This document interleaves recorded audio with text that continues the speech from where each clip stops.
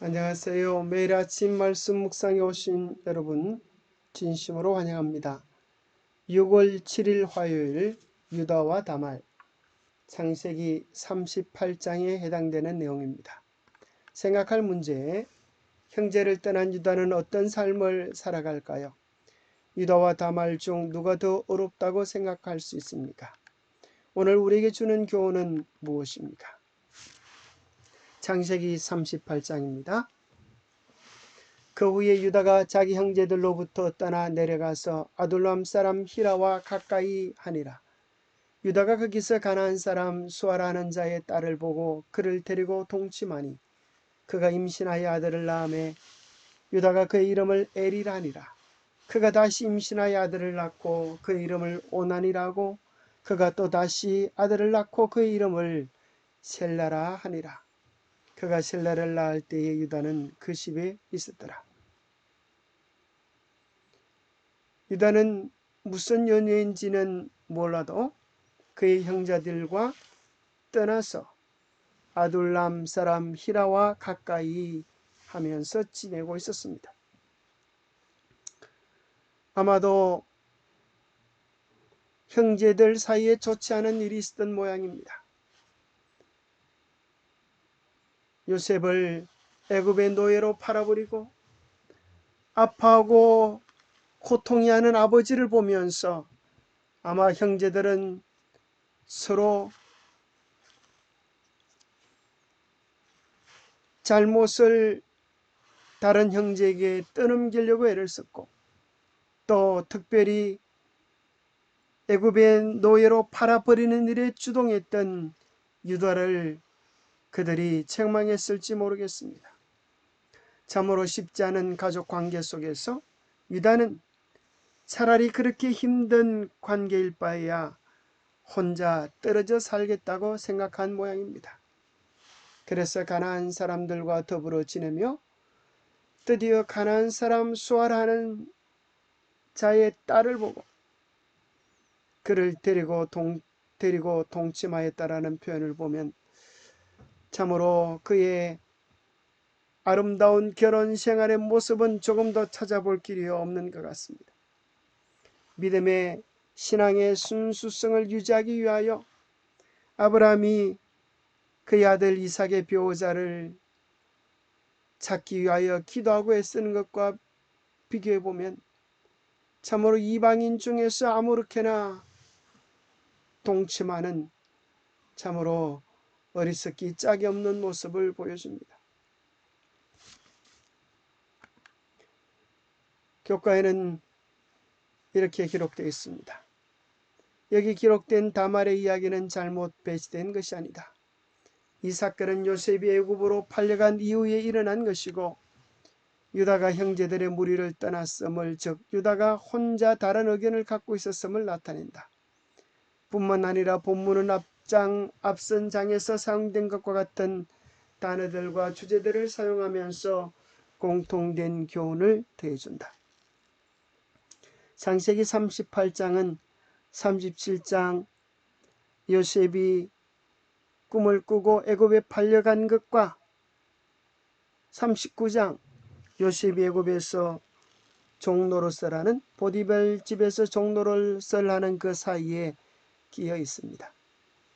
그 시간들 속에 우리는 형제를 팔은 가족들의 한 단면을 볼 수 있다고 생각합니다. 형제를 팔아버리고 아버지의 사랑을 독차지하고 잘 살 것처럼 보였던 생각했던 것과는 반대로 그들은 서로 미워하고 시기하며 찢겨지며 고통하는 모습을 우리는 보게 됩니다. 게다가 유다의 삶을 보면 더 끔찍합니다. 그는 형제들을 떠났습니다.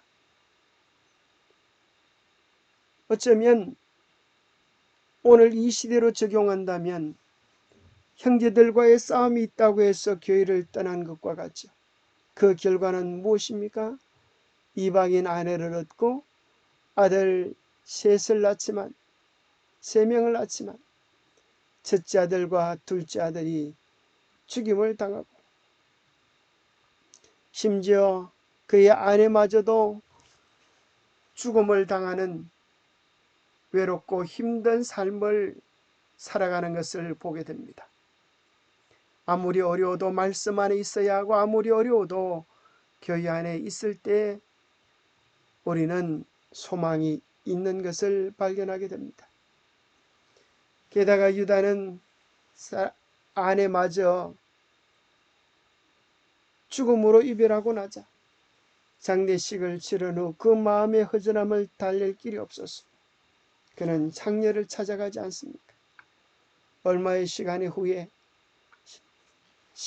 후에 석 달쯤 후에 어느 사람이 유다에게 일러 가로되 내 며느리 다말이 행음하였고 그 행함으로 말미암아 임신하였다 하니라. 유다가 이르되 그를 끌어내어 불사르라. 참으로 유다는 아주 정의로운 것처럼 보입니다. 감히 행음을 행하다니 내가 가만히 봐둘 수 없다. 끌어내어서 불살라라. 얼마나 무섭고 정말 정의로운 죄에 대하여 간음에 대하여 엄난에 대하여 단호한 모습 같습니까? 그러나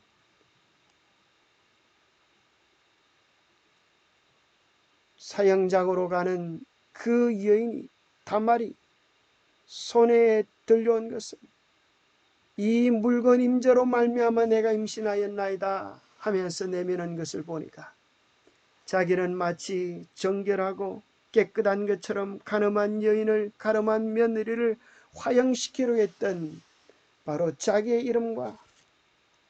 이름이 찍힌 도장과 끈과 지팡이가 있는 것입니다. 유다는 그때 깜짝 놀라면서 그는 나보다 옳도다 고백한 것입니다. 나는 죄인이다라는 것입니다. 그는 참으로 그 시간을 통하여서 끔찍한 수치스러운 자기의 죄의 실상을 보고 오히려 자기의 며느리 다말은 그에게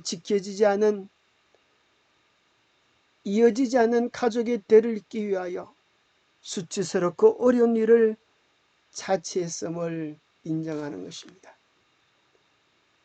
참으로 이해할 수 없는 유다와 다말 시아버지와의 관계 속에서 난 그 아들 베레스가 참으로 놀랍게도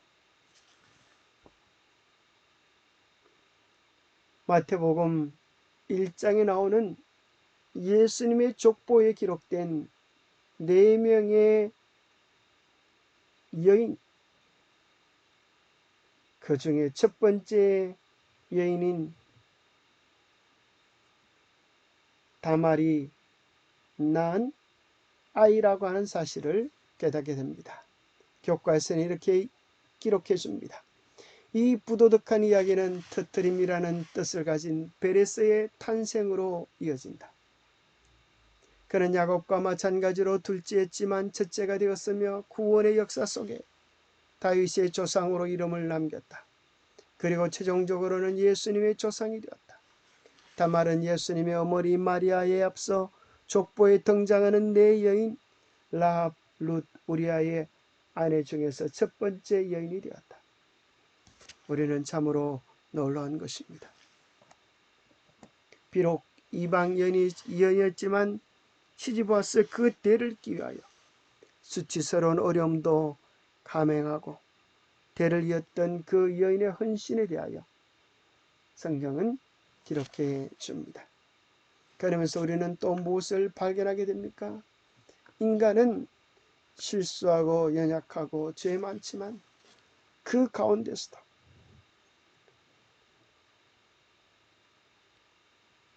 인간의 구원을 이루어 가시는 주님의 다함없는 은혜와 사랑에 감복할 뿐인 것입니다. 영감의 교훈입니다. 마침내 하나님의 뜻이 이루어짐. 지금 교회는 전투 중에 있다. 우리는 지금 거의 우상 숭배에 빠져서 밤중과 같은 흑암 속에 있는 세상과 마주 대하고 있다. 그러나 싸움이 끝나고 승리를 거둘 날이 오고 있다. 하나님의 뜻이 하늘에서 이루어진 것처럼 땅에서도 이루어질 것이다.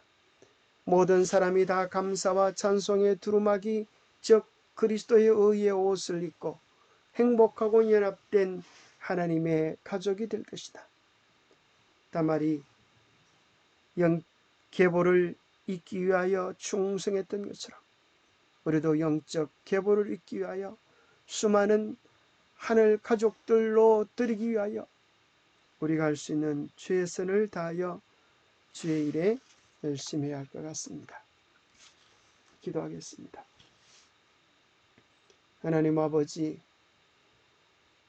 인간의 악을 선으로 바꾸셔서 하나님의 구원의 역사를 이루어가는 하나님의 능력과 은혜에 감사를 드립니다.